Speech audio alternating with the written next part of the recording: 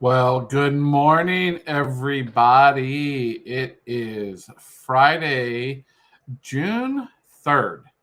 Who would have thought we were already in the 6th month of this year?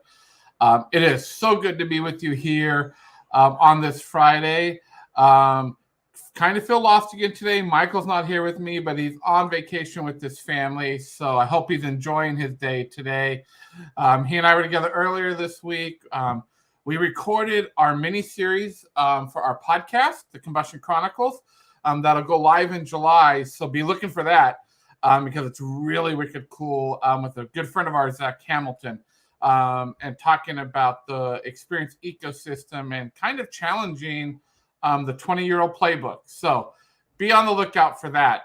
Next week, I'm really excited as well to have Sarah Schumann, Associate Director of Strategy for Boston University. So we haven't had anyone around higher education, and today we have someone, and next week we have someone. So it's going to be a great event. And as well, next Tuesday, if you are in the Chicago area or if you want to watch online, I will be speaking at the CX Chicago Experience Summit. And my keynote is the 1990s called They Want Their CX Playbook Back. So would love to have you either online or live. If you live in Chicago, you can reach out to me or you can go on LinkedIn and see where the registration is or go to cxforums.com. So without any further ado, I am so excited. I actually met this amazing person at the CX Forum in Boston. We have become really close friends already. We support each other in all that we do. But Shanna Hayes is the Director of Customer Experience, otherwise known in her industry, Learner Experience, and Retention at SNHU. She touts herself as a customer-centric champion, currently working in higher education. She is a storyteller, and it is her responsibility to leverage the voice of our customers to tell the story of their experiences, identify pain points in their journey, and flex her problem-solving brain to remove those barriers for success. So without further ado, Shayna, how are you doing? I'm doing well, Shawn. I'm super excited to be here, and great to see you even virtually again since meeting in Boston a month or so ago. Yeah, I am so excited that you're here with us, and your passion for higher ed is amazing, and I loved so much about what you said. So we start every one of these episodes, Shayna, with a quick 90-second of why do you do what you do and what keeps you motivated as you do it? This is a great question, Shawn, of course, as you know, since you start every show with it. But when I think about what motivates me for the work that I have done kind of over my tenure in education between K12 and higher ed, as well as kind of what I'm doing now, really the motivation comes from obviously my own personal kind of experiences through my higher ed journey and furthering my education and some things that I wish were different, as well as the problems that I can glaringly see kind of in our current systems today, and really wanting to be a force that helps kind of support the system or dismantle it in a way that allows it to be better for kind of all students, not specific to those at SNHU, but currently that's my role, but specific to kind of education in general across international waters. Well, and Shannon, you and I shared this when we talked in Boston before, and some of our listeners know that, I was the Chief Innovation Officer for a higher ed institute. It was some of the best times in my career and some of the worst times in my career, being there for 16 months. And I still stand on many of my beliefs there, and we will talk about those today.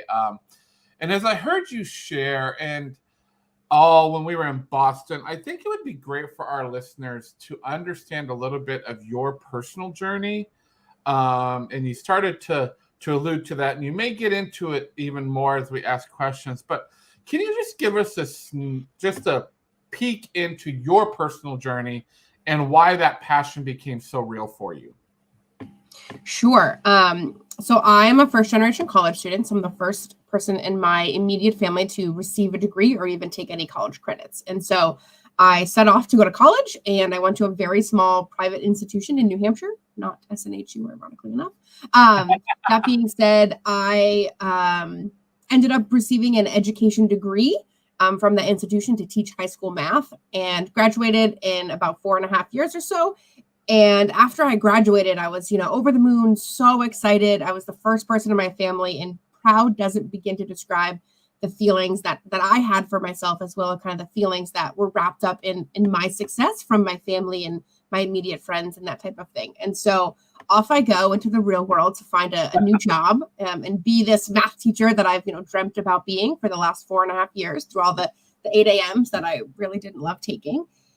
And I received an offer to teach high school math at the school that I did my student teaching at, which for me was huge because it was comfortable. I knew some people, I knew the building, I kind of already knew the lay of the land. And so it just helped me feel a little bit less anxious about making my first step into what I viewed as like the real world of, being a working adult at that point. And so I signed my contract and I go back to my parents' house. And that contract was for $29,000 annually, pre-tax. And obviously my benefits and such would come out of that. And so to me, $29,000 seemed like $1 million. Like I had just won the Powerball, of course, because I didn't know anything. I had only ever worked, an hourly rate of, $5.75 or whatever federal minimum wage was at that point in my life. And so it seemed like a lot of money. And there were people in my family who made less than that amount and were currently figuring it out. And so to me, I wasn't concerned at all about the dollar amount that I had just, signed my next year away for. And then I went to go find an apartment or kind of renting a room or et cetera, someplace to live, hopefully kind of close to the school that I was teaching at.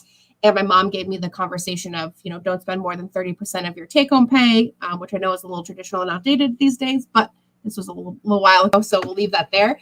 And essentially said, okay, great. And so when I did that math out, and I went to go, hopped on Craigslist, rent.com, wherever you could think of to find an apartment. And shockingly, there was nothing for $500 or $600 a month. And I had this moment of feeling like I had just done all of this work. And I went from feeling so proud and excited, and like I was just finally setting off on this journey that I had been like gotten to the end of. And now I feel like I failed because I can't fundamentally afford a place to live. And I'm privileged in the fact that I had never had a concern about my, shelter or food, that type of thing kind of growing up. And now I'm in this moment of, wait, like I did all of these things I was supposed to do. I followed all the classes, I got the degree, and I got a job that everyone told me was a really good job. And it will give me great benefits, and it will give me great health insurance and all of these things. And I'm like, well, health insurance sounds great, but like, I'm not going to go to the hospital if I don't have anywhere to live. Like, I don't understand. And so it kind of set me off, and I taught high school math for a handful of years and then kind of segued into higher ed. And I've taken that experience and that story with me through my tenure of higher education, because there are so many students that are just like me still existing today. And students today are certainly a little bit different, but there are a lot of students who don't understand the implications of the loans they're taking out. I was a math major and couldn't tell you how to calculate interest when I graduated college, which is baffling to me. And they just fundamentally don't understand. And it just makes me ask the question of whose responsibility is it to help them kind of on that journey and pathway to understand what they're getting themselves into and kind of what that next step looks like kind of post-graduation and how that experience is going to go for them. So that leads perfectly into this question then. Because I right, like you had that proud moment, and then you had that moment of, oh my God, what have I done? Right. And so, it is really no surprise at all that the education industry is fundamentally broken and is in drastic need of some innovation.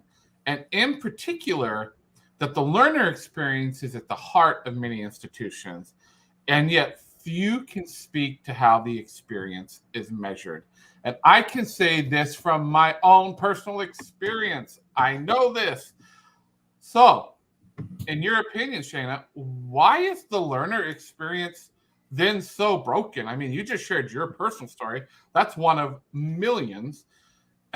And what would you do to fix it? Well, there's a lot of things that if I had, this magic ball, but I'll approach this from two different sides. So one, when we think of the learner experience and we think of putting the learners truly at the center of everything we do in education, there's a lot of talk of schools claiming to do this, but to the point earlier in the prelude to this question, most institutions can't actually tell you what their learner experience entails, how they measure it, and how it's better than it was last semester, last year, 5 years ago, 10 years ago, 25 years ago even. And so the amount of progress, there's no ability to actually gauge any of that. And if institutions are claiming that they are gauging it, they're likely using their own kind of business or institution specific key performance indicators, such as your typical graduation rates, student success rates, job placement rates, which are all good things to measure, right? I'm not advocating that we don't measure them. One, because we have to report them to federal entities. But on the other hand, students sure care to see that students are graduating and being successful and getting jobs from an institution, but they also want to know how students liked their experience, how they felt about the residence halls that they're living in, how their kind of extracurricular activities impacted the students that are either currently there or were recently there. And in today's kind of higher ed landscape, a lot of institutions don't place enough value on that voice of the student or voice of the customer, if we're talking about it kind of from a business side of things. And most institutions, if they do ask questions of students, they solely ask kind of from an institutional research lens to really just collect the data to be able to tell a story, 5 years from now about the trajectory of what students feel and are saying, when in reality, we know that we can do better. And so if we look at kind of customer experience principles and practices, we know that we can ask questions in a way that gives us feedback that we can turn into actionable insights to actually have an impact on those students that are here tomorrow, right? After they give us the feedback and be able to consistently iterate. And so it's a fundamental belief in one, having to value what students think, feel, say, expect, want. And that is a reckoning in higher education, right? Most institutions don't place a value on that because it's always been an idea of, we have the answers and we tell you the classes you need to take and how this is going to work for you. And if you don't like it and if you don't succeed, we have some supports in place and we'll try to help you.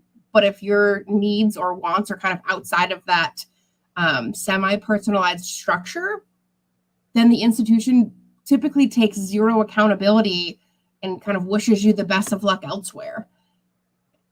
And it's wild to me when we think about that in terms of a CX lens. Well, and then kind of on the other side, Shawn, I would also, the employee experience is a big one. And I know there's lots of chatter and lots of articles about folks leaving K12 as well as kind of higher ed and academia. And so when we think about what that boils down to, it's really about valuing the people that work at an institution or a school, if we're talking in the K12 setting. And we don't do enough of that. And part of that is not solely on the backs or on the shoulders of kind of the places that they work, because there are certainly a lot of constraints within our current systems at kind of the federal and state levels. And so we'll leave that to folks that work in legislation, because that is certainly not my wheelhouse. But having worked in both places, like I've experienced it, I've seen it, and I know what it feels like to pour your all into something and feel as though it's never going to love you back. Yeah. And so if we look at both of those things, there are a lot of pieces along the way that I think single-handedly, one by one, institutions and schools can work to improve upon. And step one is just starting, right? And really proclaiming that students are at the center of things that we do, and realizing that if we don't appreciate and value the employee experience, then our student experience is never going to be at the level that we want it to be, because our people aren't starting with a full cup. Yeah. So you just gave so many like nuggets, right? And I even love this. A very dear friend of mine, Pam, says, I don't think the fancy institutions care about the learner experience. They want professors who publish and have other notoriety. And then she went on to say, Another reckoning are the universities providing education that helps students support themselves and even pay back their loans, right? So listen, gloves off or gloves on. I worked for a university where I saw this day in and day out, and I still stand on this in higher education. We need to do away with tenure. We need to get it out of all of our institutions, because I am sorry, and I stand pretty strong on this, and I believe in research, and I believe in all of that. But there are a lot of professors in this world that once they get tenure, they sit back, put their feet up on their desk, and they quit doing anything.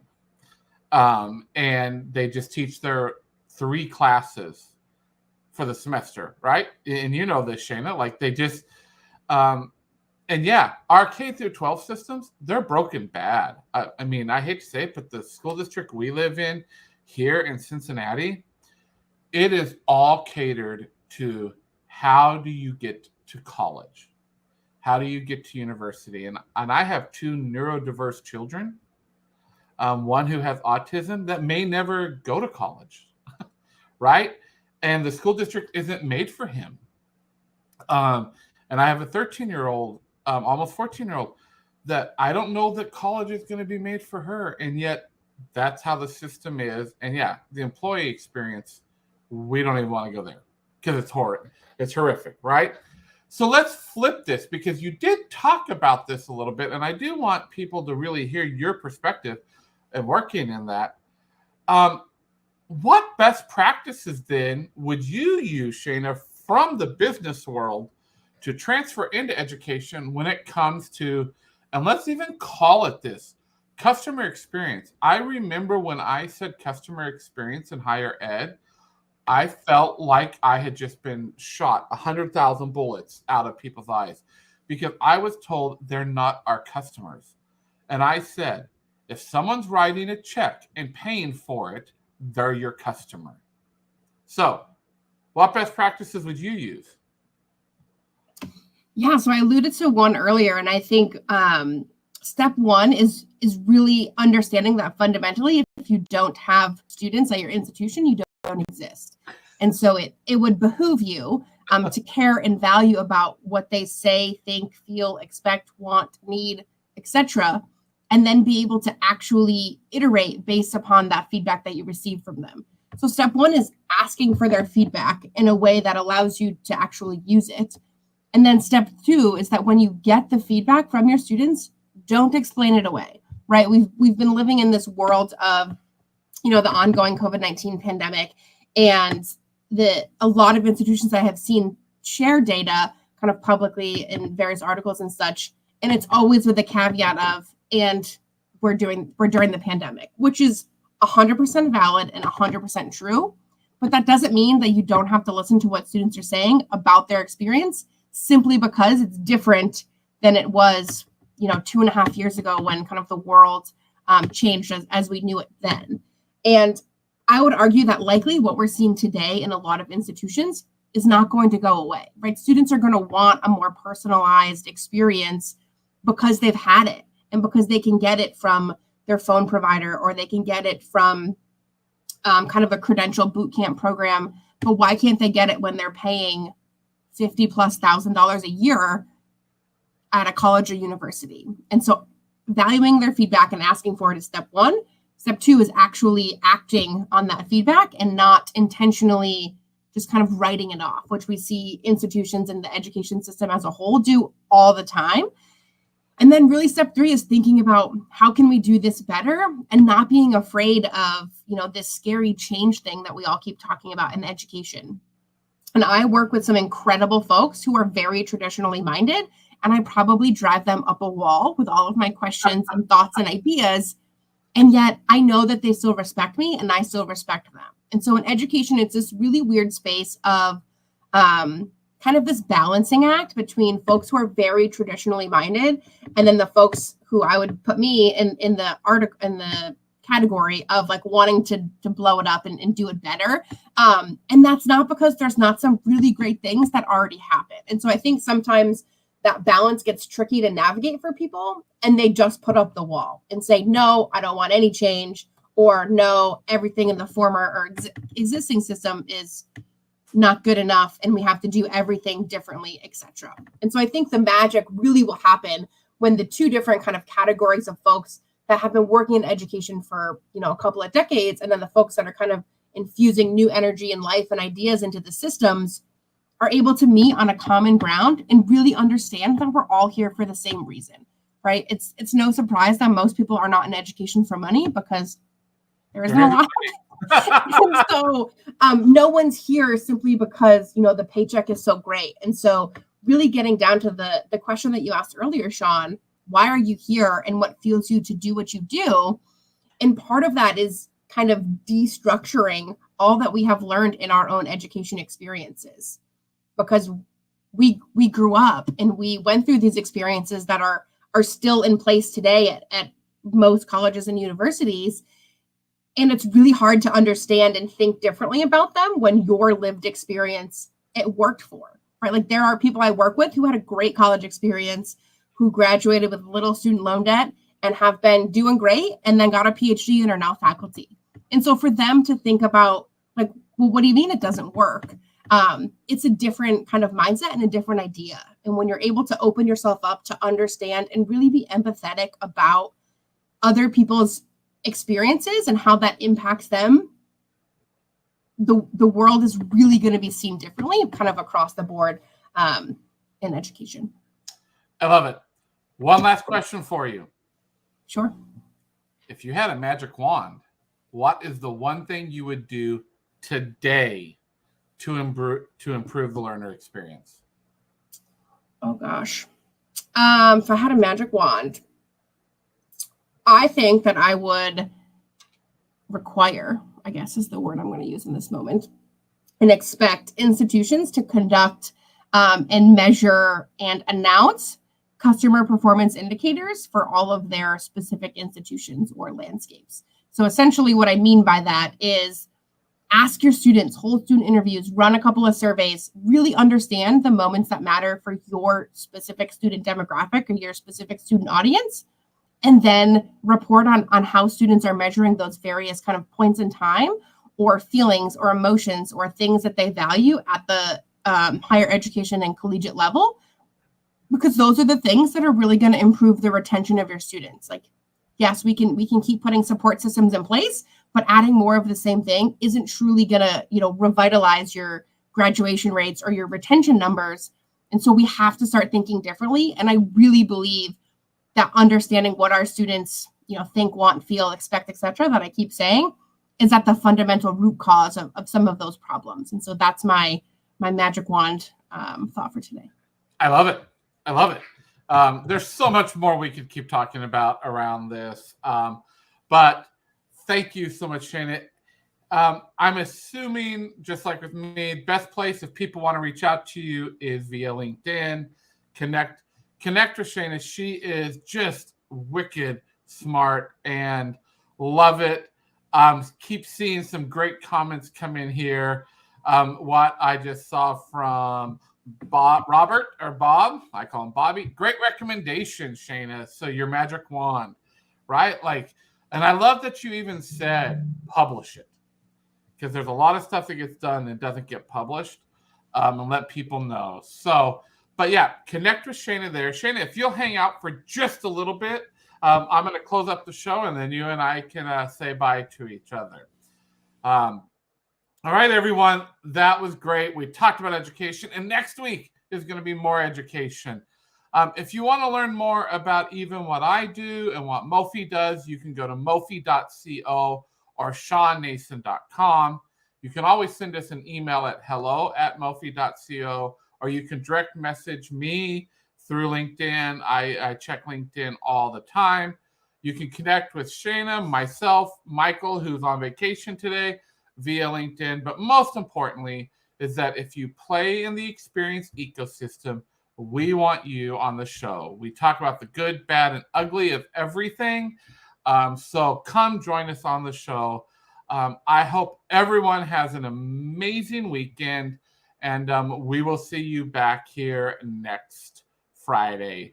Have a great weekend, you all.